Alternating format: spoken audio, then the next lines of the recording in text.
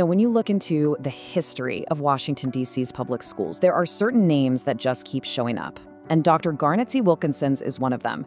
For decades, his name is all over the official records, right at the center of a system that was defined by segregation. So what we're going to do is examine that documented record piece by piece to trace the life of this really influential and long-serving administrator. So let's start right here with this photograph. It's from the D.C. Public Library archives, dated September 24, 1943. The man we're talking about, Dr. Garnet C. Wilkinson, is the one second from the left. And this photo really captures him in his element, in his official capacity as the First Assistant Superintendent of D.C. Public Schools, a public figure, right in the middle of a major civic event. But a single picture like this? Well, it just raises a much bigger question, doesn't it? Who was this man? The man documented as being at the very heart of Washington, D.C.'s segregated school system for almost 30 years. Well, lucky for us, the historical record gives us the shape of an answer. To really get a handle on Dr. Wilkinson, we've got to start with his main documented role. He was an administrator, and he was working inside the structure of a racially segregated city. That's the frame for his entire public life. Now, the National Register of Historic Places form for the Armstrong Manual Training School is crystal clear on this. It states he became the first assistant superintendent of what were then called the colored schools. And to quote the document directly, he held the position for almost 30 years. Think about that. This wasn't just some temporary appointment. This was the defining role of his entire career. And you can bet that a long tenure like that wasn't simple. Just look at this article title, which is cited by the DC History Center. Historians have described his career as contentious. He was a leader trying to navigate an unbelievably challenging and controversial time in the city's history. So, where did a long and pretty significant career like this even begin? Well, the records show us it all started with a really strong educational foundation and a first step right into the classroom. Just take a look at the breadth of his academic background here. He was a graduate of DC's famous M Street High School. He then went on to earn a Bachelor of Arts from Oberlin College. And he didn't stop there. He did graduate studies at both the University of Pennsylvania and Howard University Law School. I mean, for that time, those were some seriously impressive academic credentials.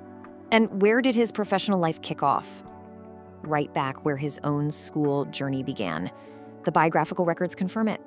His very first job was as a Latin teacher at M Street High School, the same place he had graduated from. So from that very first teaching job, the historical documents show a really clear and steady climb through the ranks of the school system. You can literally watch him move from the classroom right into institutional leadership. His path was just so direct. From Latin teacher, Dr. Wilkinson becomes the principal of the Armstrong Manual Training School. Then, he actually goes back to his old high school, which had been renamed Dunbar High School, and serves as its principal. What this means is that by the time he's appointed assistant superintendent in 1924, he'd already had hands-on leadership experience at two of the city's most important high schools for African-American students. And we know how official this role was because of documents just like this one. This Board of Education record, it's from November 1945, and it explicitly lists Garnet C. Wilkinson as First Assistant Superintendent. It's the primary source evidence, the proof of his high-ranking and long-held position. And here we are again with the National Register form for the Armstrong School. It gives a historical take on his leadership there, describing him as one of the school's strong leaders. So the document directly connects his time as principal at Armstrong to his later, decades-long career as assistant superintendent. So being a top administrator for almost 3 decades put him right in the middle of the city's segregated school system. But the historical record shows that his public life and his influence went beyond just those official duties. Check this out. Before he even became assistant superintendent, while he was still a principal, a biographical sketch notes that in 1921, Dr. Wilkinson was serving as the treasurer of the D.C. branch of the NAACP. Now that is a documented role that puts him inside the leadership of a major civil rights organization, at a time when an affiliation like that could be, well, professionally risky. And that brings us right back to this photograph. As First Assistant Superintendent, his job demanded a public presence. So here he is, a high-ranking Black educator taking part in a civic ceremony representing the colored schools in a Washington, D.C. that was still rigidly segregated. The timeline of his career is just so critical here. His tenure as assistant superintendent, starting back in 1924, ran through the entire separate but equal era. And it went right up to that landmark year, 1954, when the desegregation of D.C. schools finally began. He was there to see the end of one era and the very beginning of the next. So what does the record tell us about his final years and what his ultimate legacy as a career educator really is? Well, the documents, they provide a pretty clear chronological conclusion to his story. Public records mark a few key events in his later life. We see the passing of his first wife, Blanche, in 1942. Then his remarriage to Caroline Mans in 1948. We see his continued service as desegregation began in 1954.